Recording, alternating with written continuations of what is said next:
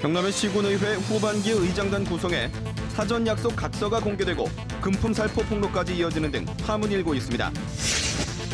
4개 시군을 합친 거대 농촌 선거구 2곳에서 국회의원들이 지역사무소 운영난과 넓은 선거구 챙기기로 고충을 겪고 있습니다.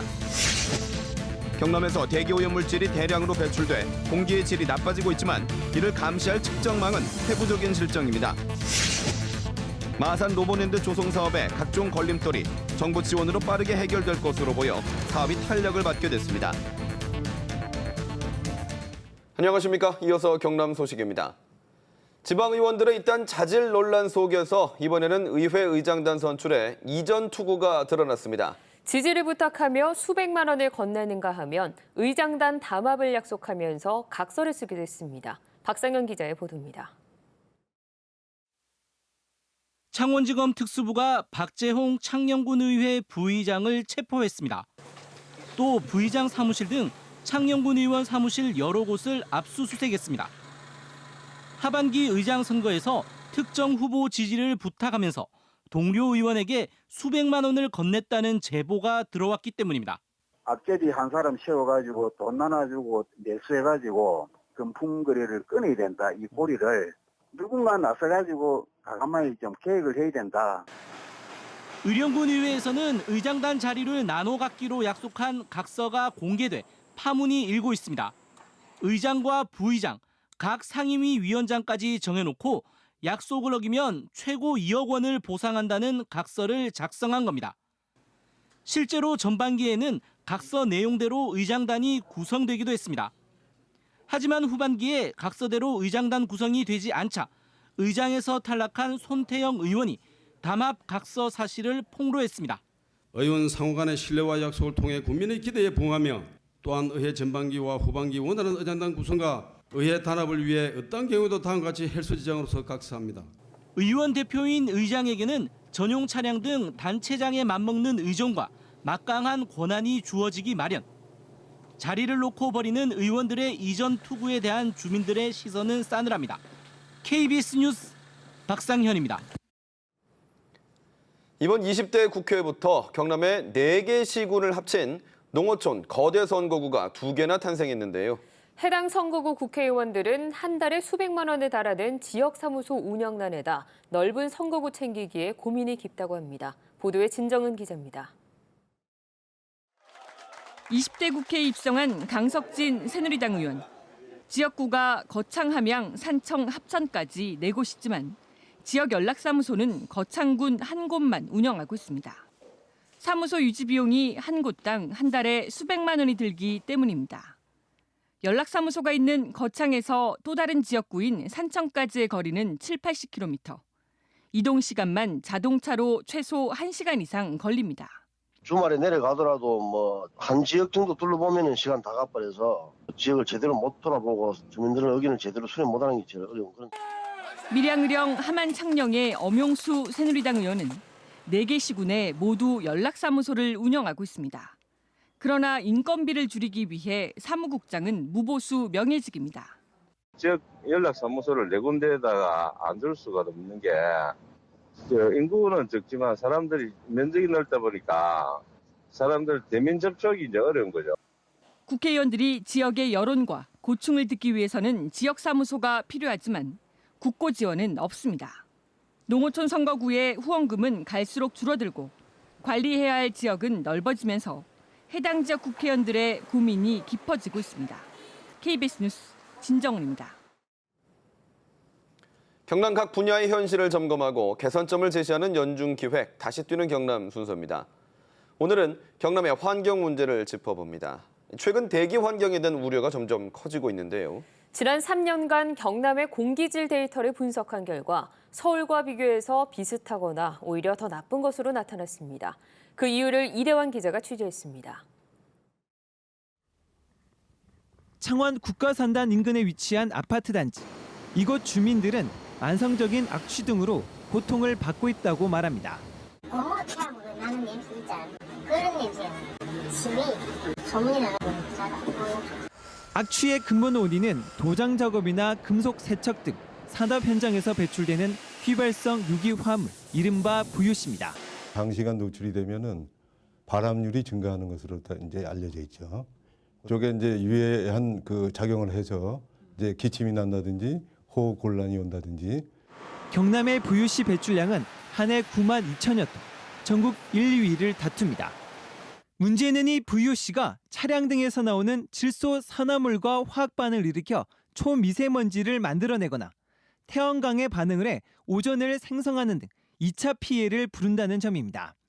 실제로 지난 2014년 경남 지역 미세먼지 농도는 전국 평균보다 높아 서울과 대구, 울산보다 나빴습니다. 최근 3년 동안 진주와 양산의 미세먼지 나쁨 단계 일수도 서울보다 많았습니다. 오존 농도도 문제입니다. 지난 3년 동안 창원에서는 173차례나 오존주의보 발령 수치를 넘었던 것으로 확인됐습니다. 전국 80여 개 지자체 가운데 서울 다음으로 2위를 차지했고 발령 일수로 따지면 창원이 서울보다 10일 이상 많았습니다. 수도권보다 깨끗할 거라 막연히 생각했던 경남의 대기질 관리에 빨간불이 켜졌습니다. KBS 뉴스 이주환입니다. 이처럼 경남 지역은 휘발성 유기화합물 등 유해 대기물질 배출량이 전국 최고 수준으로 드러났는데요. 대규모 산업단지와 화력발전소가 산재해 있기 때문인데 유해 대기물질을 실시간으로 감시할 수 있는 측정망은 유일하게 창원뿐입니다. 이어서 조미령 기자입니다. 창원 명서동에 있는 유해대기 오염물질 측정소입니다. 발암물질인 벤젠 등 VOC 14종과 다환 방향족 탄화수소 7종 등 모두 21종을 측정해 관리하고 있습니다. 하지만 측정소와 공장이 밀집한 창원 국가산단과의 거리는 1.5km나 떨어져 있어 정확한 측정이 어렵다는 게 전문가들의 지적입니다. 오염이 심한 곳에 측정소가 있어야 되는데 막상 가보면 공장이 많이 밀집된 곳에는 측정소가 없고 또 주거지역 쪽에 이제 배치가 돼 있는데 그나마 유해 대기 물질을 측정할 수 있는 곳은 경남에서 창원이 유일. 대형 조선소 2곳이 있는 거제와 소규모 공장들이 밀집한 함안과 김해, 양산, 고성, 대규모 화력발전소가 있는 하동과 사천에는 측정망 자체가 아예 없습니다.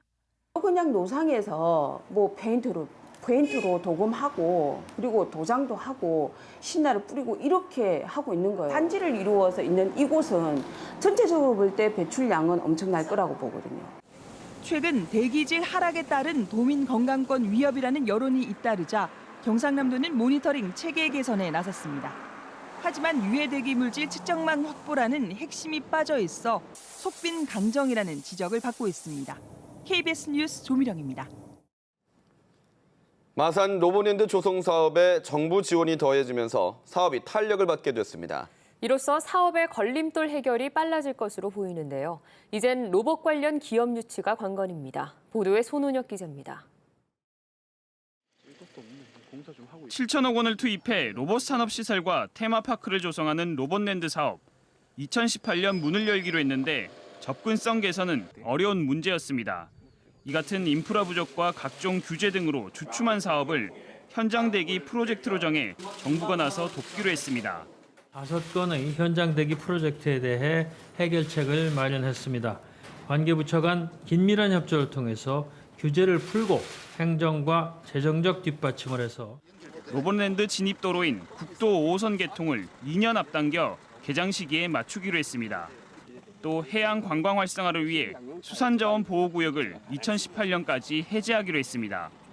울트라건설에서 대우건설로 민간 사업자가 바뀌면서 변경이 추진된 조성 실행 계획도 이번에 승인이나 공사도 본격화됩니다. 이곳에 어떤 콘텐츠를 채우느냐가 중요합니다. 로봇과 관련한 국내외 콘텐츠 기업 유치가 큰 과제로 남아 있습니다. 로봇 관련 국제 연구기관과 그리고 대기업의 로봇 관련 기업의 유치, 그게 제일 과제입니다. 관광과 산업의 시너지 효과를 위해서입니다. 난항을 거듭하던 로봇랜드가 정부의 지원 속에 로봇 산업의 메카로 발돋움할 수 있을지 주목됩니다. KBS 뉴스 손원혁입니다.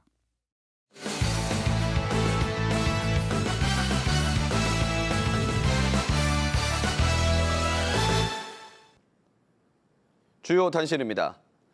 홍준표 경남지사 측근들이 1억 원을 건넸다고 지목된 윤승모 전 경남기업 부사장을 회유한 녹음 파일이 재판 증거로 채택됐습니다.